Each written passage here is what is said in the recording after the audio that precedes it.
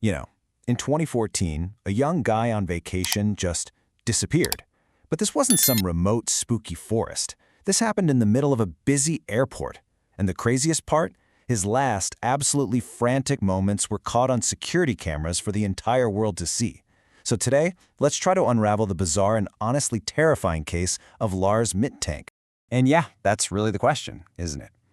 How does a person just vanish from an airport? I mean, think about it. It's a place filled with security, cameras, and thousands of people. Yet somehow a 28-year-old man sprints full tilt into a field and is just gone. Forever. How does that even happen? Well, let's go back to the beginning. So our story kicks off in the most normal way imaginable, a summer vacation. Lars Mittank and a few of his buddies were in a place called Golden Sands, Bulgaria, just for a week of sun and fun. It was meant to be a totally forgettable standard guy's trip. And Lars himself? He was a completely regular dude. Just a 28-year-old from Germany, worked at a power plant, was tight with his family, loved his soccer club. There was absolutely nothing in his past, no mental health red flags, no shady connections, nothing that would even hint at the terrifying turn his life was about to take. And that's crucial to this whole mystery. This is where it all started to go wrong. Right before they were supposed to head home, Lars gets into a scuffle at a bar. You know, a dumb argument over soccer. It seemed like nothing, but the next day, a doctor tells him he's got a ruptured eardrum. Now, that meant he couldn't fly. So his friends had to catch their flight, leaving Lars to recover, all alone in a foreign country. And this is the moment the story goes from just a medical delay to something much, much darker. Once he was on his own, Lars's behavior started to spiral into this deep paranoia and fear. Okay, so he checks into this cheap motel near the airport, the Hotel Color. And almost right away, he starts making these frantic calls to his mom, Sandra. The guy who was chilling on a beach just days before now sounded absolutely terrified. He starts sending these messages, claiming he's being followed. He actually told one of his friends that 4 men were after him, maybe guys hired by the people from the bar fight.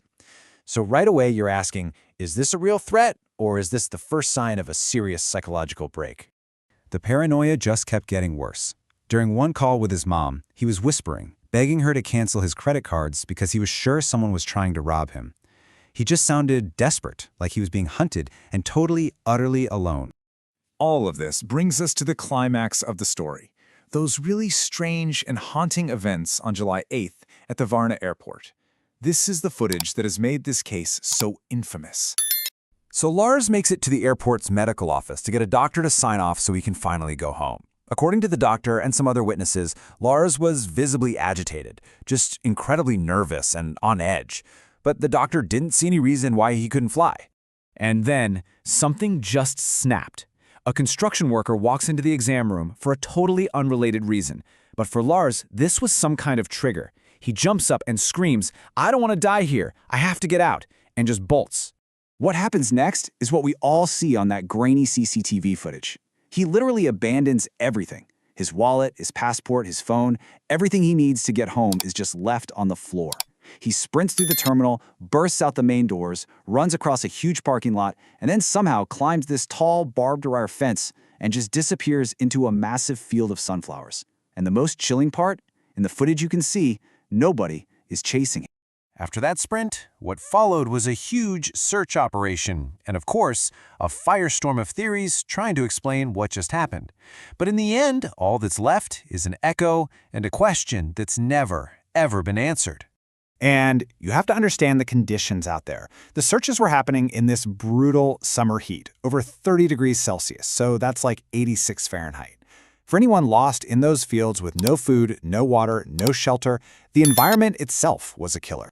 So really, 2 main theories bubble to the surface. On one hand, you have a medical explanation, head injury-induced psychosis. The idea is that a concussion from that bar fight triggered some kind of acute psychotic episode.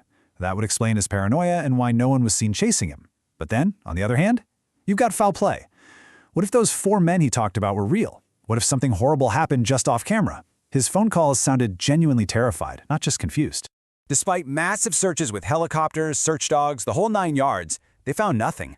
Not a scrap of clothing, no remains, just nothing. Over the years, there have been a few supposed sightings, but every single one turned out to be a dead end. Now, more than a decade later, he's still officially a missing person, and his family is still searching.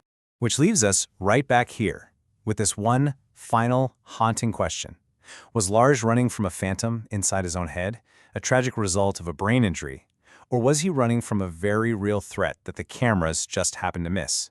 The truth, whatever it is, vanished right along with him into that sunflower field.